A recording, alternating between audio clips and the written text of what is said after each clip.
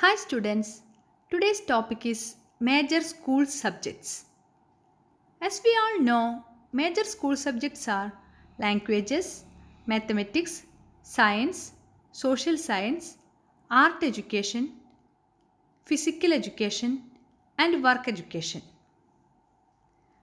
As per the recommendations of different educational committees like Radhakrishnan Commission, Mutaliar Commission, Kothari Commission, Yashpal Committee, Ishwarbai Patel Commission, and different national policies on education, national curriculum frameworks, and NCRT, these all are the major subjects included in our school curriculum. School subjects are distinctive, they are unique. They are purpose-built educational enterprises. പ്രത്യേക ലക്ഷ്യത്തിനു വേണ്ടി പ്രത്യേക ബോധന ഉദ്ദേശത്തോടു കൂടി നിർമ്മിക്കപ്പെട്ടിട്ടുള്ളതാണ് school subjects എല്ലാം distinct ആണ്, ഓരോന്നും യുണീക്കാണ്. ഓരോ school സബ്ജക്റ്റും യുണീക്കാണ്, ഓരോന്നും മറ്റിൽ നിന്ന് ഡിസ്റ്റിങ്ക്റ്റ് ആണ്. They are human constructions in response to social, cultural, political and educational realities and needs. സൊസൈറ്റിയുടെ സാമൂഹികവും സാംസ്കാരികവും രാഷ്ട്രീയവും വിദ്യാഭ്യാസപരവുമായിട്ടുള്ള എല്ലാതരം ആവശ്യങ്ങളെയും ചാലഞ്ചസിനും ഉള്ള ഉത്തരമായി അതിനെല്ലാം സാക്ഷാത്കരിക്കുന്നതിന് വേണ്ടിയിട്ടാണ് സ്കൂൾ സബ്ജക്ട്സ് കൺസ്ട്രക്റ്റ് ചെയ്തിരിക്കുന്നത്. ആദ്യം നമുക്ക് ലാംഗ്വേജസിൻ്റെ കാര്യം നോക്കാം. Mother tongue should be the medium of learning.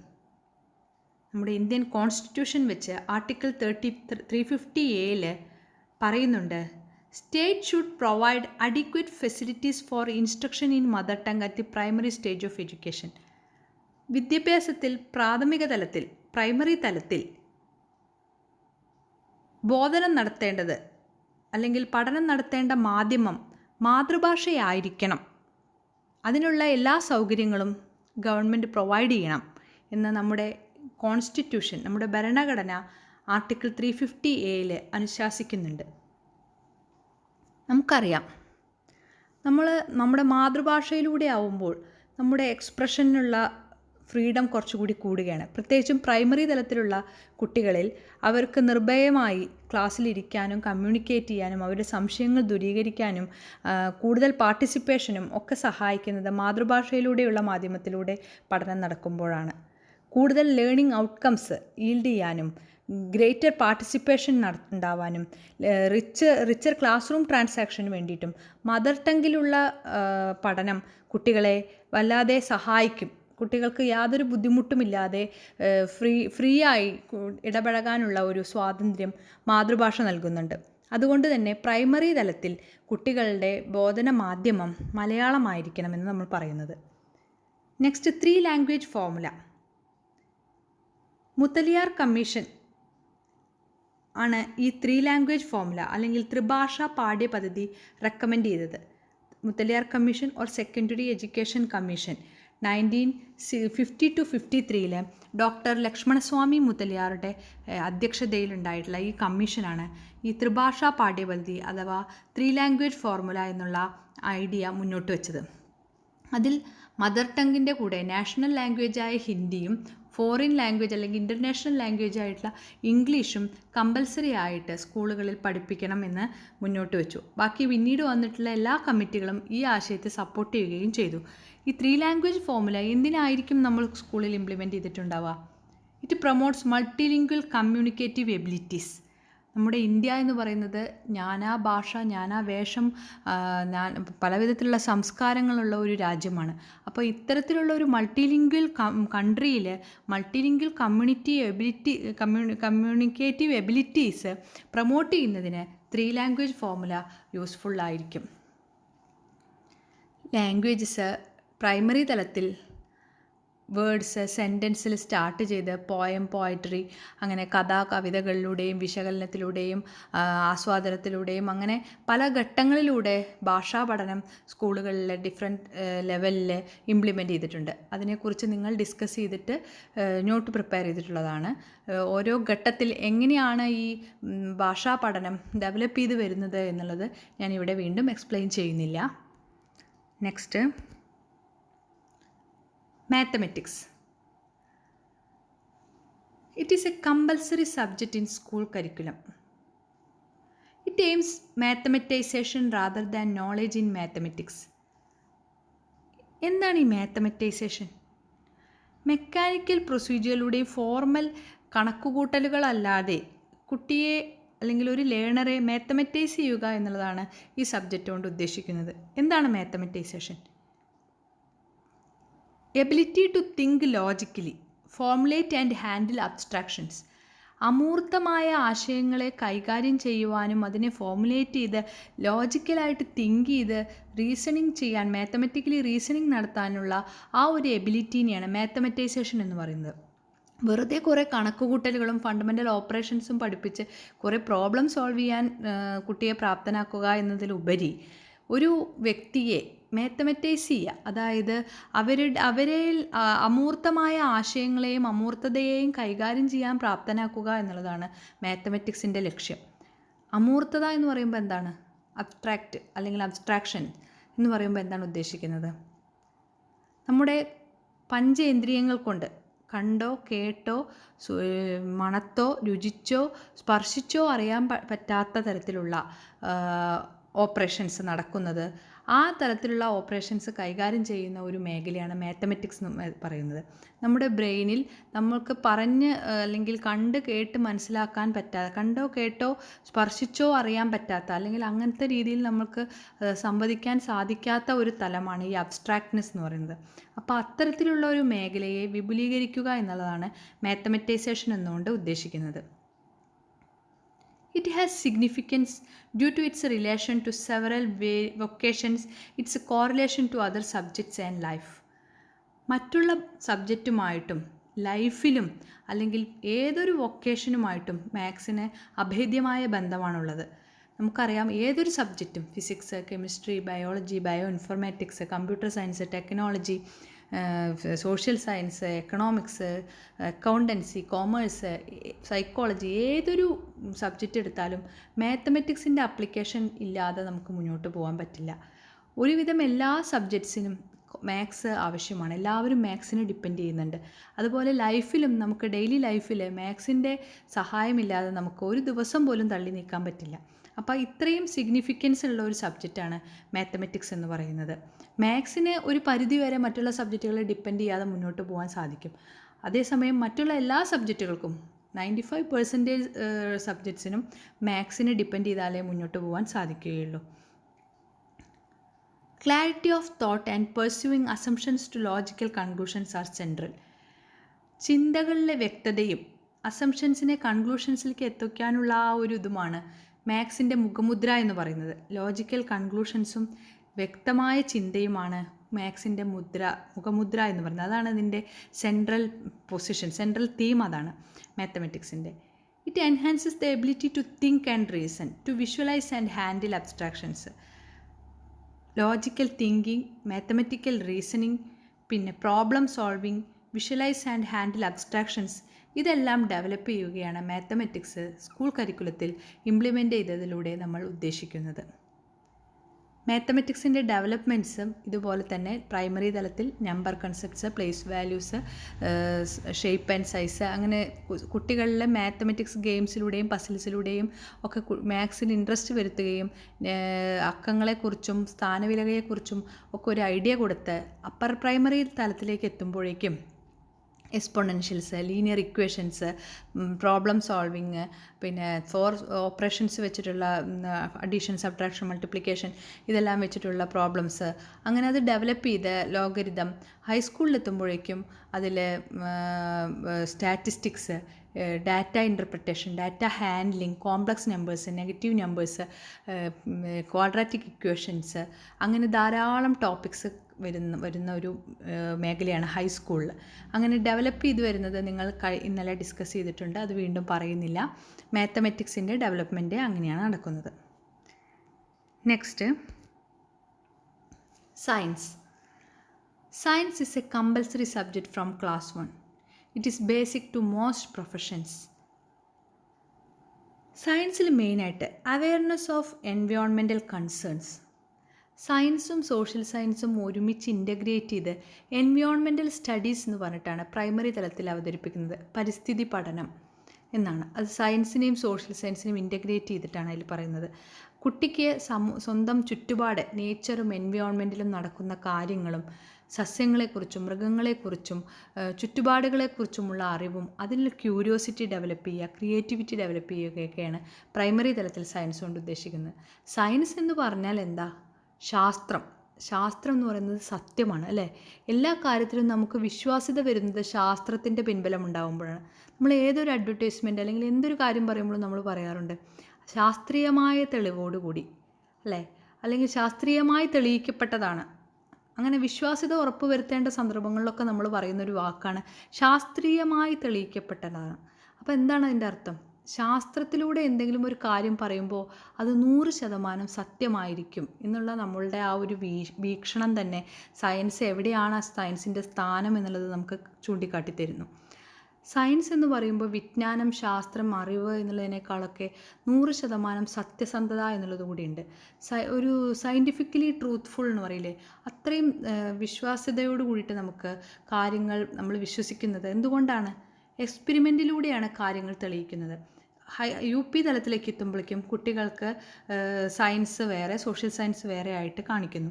അതിൽ തന്നെ കുട്ടികളുടെ ഒബ്സർവേഷൻ, ക്ലാസിഫിക്കേഷൻ, ഇൻഫറൻസ് എന്നീ സ്കിൽസൊക്കെ അക്വയർ ചെയ്യാൻ വേണ്ടിയിട്ട് ധാരാളം ആക്ടിവിറ്റീസ് പ്രൊവൈഡ് ചെയ്യുന്നു. ഈ പഠന പ്രവർത്തനങ്ങളിലൂടെയും പരീക്ഷണങ്ങളിലൂടെയും നിരീക്ഷണങ്ങളിലൂടെയും വർഗീകരണം, അനുമാനം, തെളിയിക്കൽ, അങ്ങനെയുള്ള പല വഴികളിലൂടെ കുട്ടി പ്രിൻസിപ്പിൾസിലേക്കും കൺസെപ്റ്റ്സിലേക്കും തിയറംസിലേക്കൊക്കെ എത്തുന്നു. ഇതെല്ലാമാണ് UP നിന്ന് ഹൈസ്കൂളിലേക്ക് എത്തുമ്പോഴേക്കും കാണുന്നത്. പല ഇൻവെൻഷൻസും ശാസ്ത്രത്തിൻ്റെ പിൻബലത്തിലൂടെയാണ്. ഇൻവെൻഷൻസിൻ്റെ മദർ ഓഫ് ഇൻവെൻഷൻ എന്നാണ് സയൻസിനെ പറയുന്നത്. അതുപോലെ മദർ ഓഫ് ടെക്നോളജി, സാങ്കേതിക വിദ്യകളുടെയും കണ്ടുപിടുത്തങ്ങളുടെയും ഒക്കെ മാതാവാണ് നമ്മുടെ ശാസ്ത്രം എന്ന് പറയുന്നത്. അപ്പോൾ ശാസ്ത്രത്തിലൂടെ കുട്ടികളുടെ experimental skill, observation skill, classification, inference ഇങ്ങനെയുള്ള സ്കിൽസ് ഡെവലപ്പ് ചെയ്യാൻ സഹായിക്കുന്നു. അപ്പോൾ എല്ലാ പ്രൊഫഷൻസിൻ്റെയും ബേസിക് എന്ന് പറയുന്നത് സയൻസാണ്. സയൻസിലും ഇതുപോലെ ഓരോ ലെവലിൽ UP, LP, ഹൈസ്കൂൾ തലത്തിൽ ടോപ്പിക്സ് ഡെവലപ്പ് ചെയ്യുന്നുണ്ട്. Okay, next social science. It encompasses diverse concerns of society. Social science എന്ന് പറയുമ്പോൾ എന്താണ്? The study of human society, individual relationships. മനുഷ്യനും അവൻ്റെ ചുറ്റുപാടുകളുമായും സമൂഹവുമായുള്ള ബന്ധവും സമൂഹത്തെക്കുറിച്ചുള്ള പഠനമാണ് സാമൂഹ്യ പാഠം അല്ലെങ്കിൽ സോഷ്യൽ സയൻസ് എന്ന് പറയുന്നത്. It includes a wide range of content. ധാരാളം കണ്ടൻറ്റുള്ള history, civics, political science, geography, economics, sociology, anthropology etcetera ധാരാളം കണ്ടൻറ്റുള്ള ഒരു വൈഡ് റേഞ്ച് ഓഫ് കണ്ടൻറ്റുള്ള ഒരു സബ്ജക്റ്റാണ് സോഷ്യൽ സയൻസ് എന്ന് പറയുന്നത്. ഒരു സ്റ്റുഡൻറ്റിന് നമ്മുടെ കോൺസ്റ്റിറ്റ്യൂഷണൽ വാല്യൂസായ ജസ്റ്റിസ്, ലിബർട്ടി, ഇക്വാലിറ്റി, ഫ്രെറ്റേണിറ്റി, അതുപോലെ നമ്മുടെ നേഷൻ്റെ യൂണിറ്റി ആൻഡ് ഇൻറ്റഗ്രിറ്റി, ഇത്തരത്തിലുള്ള വാല്യൂസും ഹ്യൂമൻ വാല്യൂസും കോൺസ്റ്റിറ്റ്യൂഷണൽ വാല്യൂസും ഒക്കെ പരിചയപ്പെടുത്തുകയും അതെല്ലാം കുട്ടിയിൽ ഡെവലപ്പ് ചെയ്യാനും സോഷ്യൽ സയൻസാണ് സഹായിക്കുന്നത്. ഒരു കുട്ടിയെ ഒരു സോഷ്യലിസ്റ്റ്, സെക്യുലർ, ഡെമോക്രാറ്റിക് സൊസൈറ്റിയിൽ എങ്ങനെ ബിൽഡപ്പ് ചെയ്യാം എന്നുള്ളത് സോഷ്യൽ സയൻസ് നമുക്ക് കാണിച്ചു തരുന്നു. It is A strong foundation four vibrant, healthy and engaged citizenship. ഭാവിയിൽ നമ്മുടെ സമൂഹത്തിന് യൂസ്ഫുള്ളാവുന്ന ഒരു നല്ല പൗരനെ, ഒരു വൈബ്രൻറ്റ്, ഹെൽത്തി, എൻഗേജ്ഡ് സിറ്റിസനെ വാർത്തെടുക്കാൻ അല്ലെങ്കിൽ അതിനുള്ള ഒരു സ്ട്രോങ് അടിത്തറ ഉണ്ടാക്കാൻ വേണ്ടിയിട്ട് സോഷ്യൽ സയൻസ് സഹായിക്കുന്നു. It lead to the utilitarian view of fitting students for life and for society. ജീവിതത്തിന് വേണ്ടിയും അല്ലെങ്കിൽ സമൂഹത്തിന് വേണ്ടിയിട്ട് ഒരു കുട്ടിയെ ഏറ്റവും അധികം ഉപയോഗമുള്ള, ജീവിതത്തിലായാലും സമൂഹത്തിനായാലും ഉപയോഗമുള്ള ഒരു സബ്ജക്റ്റാണ് സോഷ്യൽ സയൻസ് എന്ന് പറയുന്നത്. സയൻസും മാത്സും മറ്റുള്ളതെല്ലാം പഠിച്ചാലും ഒരു നല്ല സാമൂഹ്യ ജീവിയായി ജീവിക്കാൻ സമൂഹത്തിന് ഉപകാരപ്പെടുന്ന നല്ലൊരു വ്യക്തിയായി, നല്ലൊരു ഇൻഡിവിജ്വലായിട്ട്, ഹ്യൂമൻ വാല്യൂസിൻ്റെ സ്ട്രോങ് സെൻസായിട്ടുള്ള ഒരു critical moral mental energy create ചെയ്യാൻ വേണ്ടിയിട്ട് സ്റ്റുഡൻസിൽ ഇത്തരത്തിലുള്ള ഒരു വാല്യൂസ് അല്ലെങ്കിൽ ഇത്തരത്തിലുള്ള ഒരു മെൻറ്റാലിറ്റി ഉണ്ടാക്കാൻ നമ്മൾക്ക് സോഷ്യൽ സയൻസ് കൂടിയേ തീരുള്ളൂ. അപ്പോൾ സോഷ്യൽ സയൻസ് സ്കൂൾ സബ്ജക്റ്റിൻ്റെ ഒരു അവിഭാജ്യ ഘടകമാണ്. നേരത്തെ പറഞ്ഞു, സയൻസിലെ കൂടെ സോഷ്യൽ സയൻസ് ഇൻ്റഗ്രേറ്റ് ചെയ്തിട്ട് പ്രൈമറി തലത്തിൽ ഇത് രണ്ടും കൂടി എൻവയോൺമെൻറ്റൽ സ്റ്റഡീസ് എന്നുള്ള പേരിലാണ് അവർ അറിയപ്പെടുന്നത്. UP അപ്പർ പ്രൈമറി തലത്തിലേക്ക് എത്തുമ്പോഴേക്കും സോഷ്യൽ സയൻസിൽ ധാരാളം ടോപ്പിക്സ് കടന്നു വരുന്നു. അത് ഡെവലപ്പ് ചെയ്ത് ഹൈസ്കൂളിലേക്ക് എത്തുമ്പോഴേക്കും history and civics, geography and economics എന്നുള്ള ബ്രാഞ്ചസ് ഒക്കെ ആയിട്ട് ഡിവൈഡ് ചെയ്ത് ഡെവലപ്പ് ചെയ്ത് സോഷ്യൽ സയൻസ് വരുന്നു. Next, art education. Art education introduced students to the rich and varied artistic traditions in the country.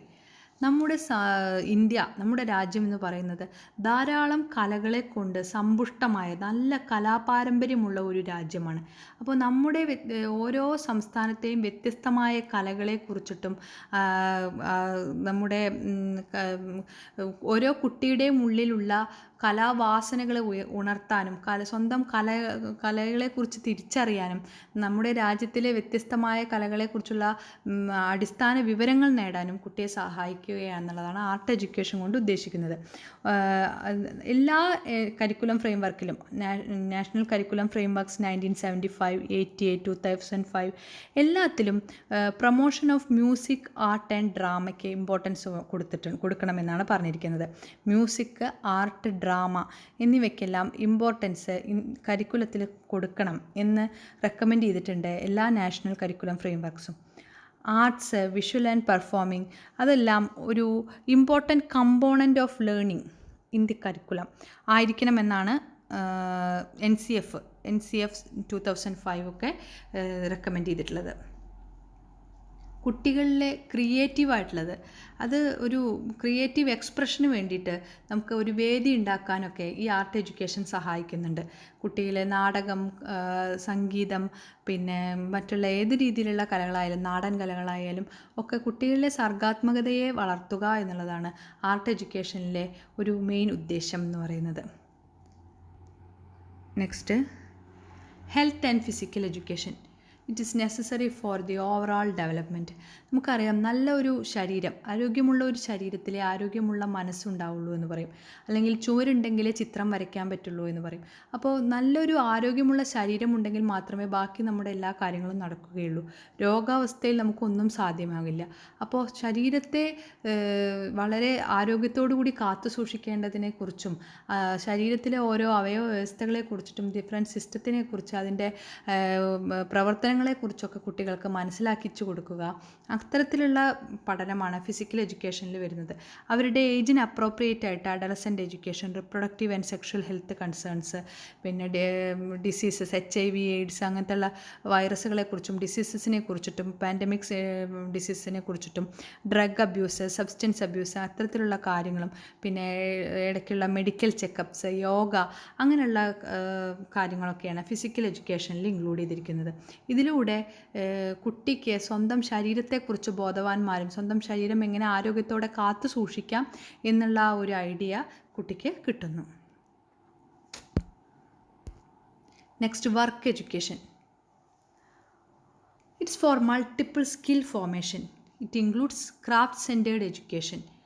നമ്മുടെ രാഷ്ട്രപിതാവായ മഹാത്മാഗാന്ധി അദ്ദേഹത്തിൻ്റെ ബേസിക് എഡ്യൂക്കേഷൻ അല്ലെങ്കിൽ നൈ താലിം എന്നുള്ള വിദ്യാഭ്യാസ പദ്ധതിയിൽ തൊഴിലധിഷ്ഠിത വിദ്യാഭ്യാസം അല്ലെങ്കിൽ ക്രാഫ്റ്റ് സെൻറ്റേർഡ് എഡ്യൂക്കേഷന് വളരെയധികം പ്രാധാന്യം കൊടുത്തിരുന്നു.